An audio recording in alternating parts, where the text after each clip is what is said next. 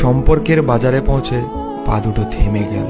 সম্পর্ক বিক্রি হচ্ছিল ওখানে, খোলা বাজারে। আমি কাঁপতে কাঁপতে জিজ্ঞেস করলাম, কি দামে বেচছো ভাই এই সম্পর্কগুলো? দোকানদার জিজ্ঞেস করলো, কোন সম্পর্কটা বানাতে চান আপনি? ছেলের না বাবার, বোনের না ভাইয়ের? বলুন আপনি কোনটা চান, মানবতার না ভালোবাসার, মায়ের না বিশ্বাসের? বাবুজি কিছু তো বলুন, কোনটি নিতে চান? চুপচাপ দাঁড়িয়ে কেন? ঠিক ভেবে বলুন। ভয়ে ভয়ে বললাম, বন্ধুর। দোকানদার ভিজে চোখে বলল, দুনিয়াটা এই সম্পর্কেই তো টিকে আছে।